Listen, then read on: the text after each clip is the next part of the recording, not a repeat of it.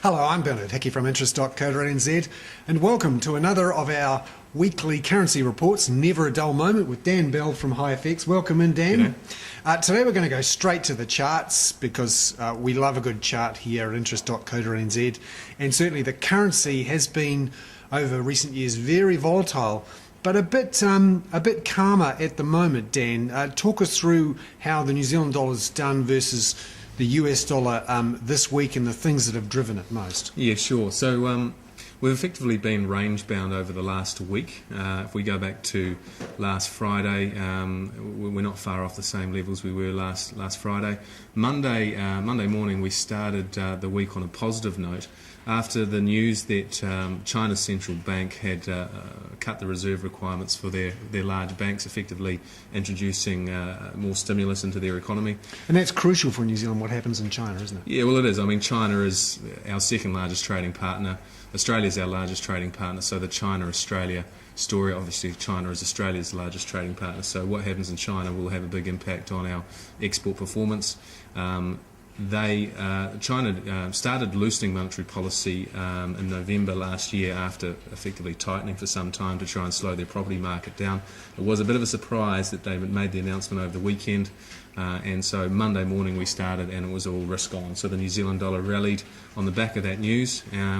Pretty much rallied 1 cent within the morning, so it was a really strong start to the week. We pushed up to make a high against the US dollar of just over 84.26 was the intraday high, and since then we've actually been sort of range trading between that high of 84.20 down to recent lows of 82.40. So not enough to propel it higher, but certainly enough to still keep it quite elevated.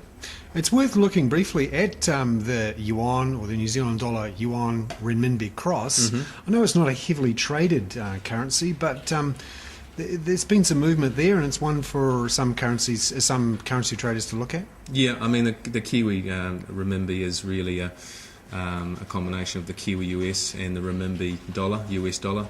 And as the New Zealand dollar is appreciated against the US, we're seeing the Kiwi Renminbi rate also go up. As we all know, the Renminbi is essentially pegged to the US dollar within a trading range, although it has been allowed to appreciate somewhat.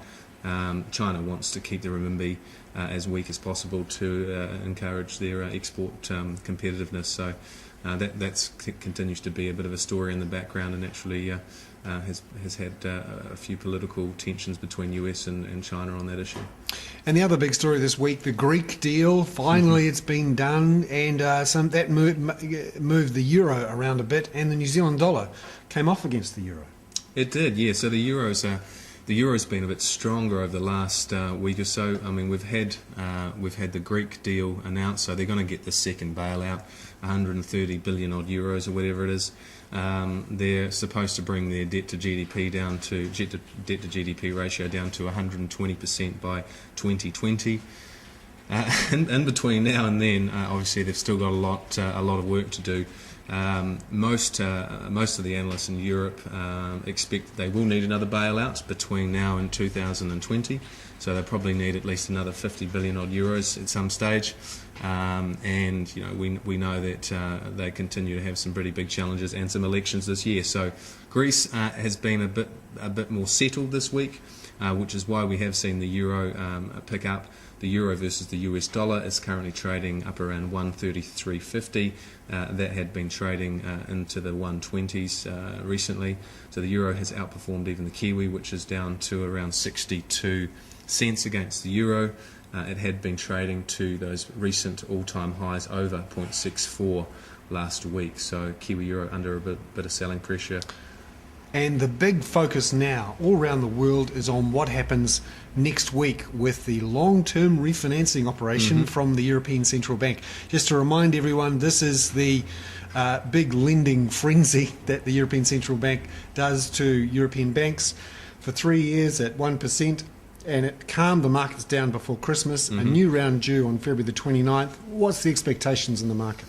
Yeah, so 29th of February is the next round of this long-term refinancing operation that the European Central Bank kicked off at the end of December last year. In December, they issued about 500 billion euros in lending. a similar number is expected this next week. And that means that European banks can go to the ECB, as you say, get this cheap money and hopefully reinvest it back into their struggling economies. What happens if we get a much bigger number, say $1 trillion? That's an interesting question. On one hand, you could say that these guys need the money more than ever, which they do. On the other hand, why wouldn't you take money at 1% and go and invest it in the carry trade? I would. A few of these European banks, right? So, times are tough, as we know out there. The European banks will probably go in boots and all, I think, on this one. I don't think anyone's going to be shy this time around. I did hear a couple of the investment banks up in Europe were a little bit shy the first time round because they didn't want to be seen as vulnerable and needing the cheap money. But okay, 1% money is on the table. You can take that, go and invest it how you please. Hopefully, it gets back into the system to some productive way. But well, maybe they could just take it and go out and buy Australian and New Zealand government bonds and push up the New Zealand dollar even more. Yeah, why not? Why not? You pick up a nice spread on the interest rate, and the currencies continue to go up as well. So we'll all be watching that next week at the end of February. Some talk, though, that it might be the last of the LTROs, and that maybe that will encourage some people to get in while the going's good. Yeah, I think I don't think that they can continue to provide this kind of facility forever. It was a window to really loosen up those European credit markets. It's 3-year terms, a lot of the funding. So, if you haven't gotten in there now, this is your chance, obviously. But at this stage, it has done what it was supposed to do. You've seen those bond yields come off for the likes of Italy, Spain, France. So the fact that they're paying less overall on their debt funding has been a good thing. But we know that Europe is still going to be an ongoing problem. So we'll wait to see how that turns out. In Britain, more news this week of what was going on inside the minds of those at the Bank of England when they chose to print more money. And just looking at the New Zealand dollar versus the pound, obviously a lot of Kiwis living in Britain or planning to go there. How has that affected what's happened to the New Zealand dollar versus the pound? Yeah, well, it's a story about those that are willing to print, like the Bank of England, are seeing their currencies under the sustained pressure, and currencies like or economies like the New Zealand and the New Zealand dollar continue to outperform. So Kiwi dollar versus the pound up over 0.53. The Bank of England in their minutes this week, 2 of the voting members, effectively want to print more.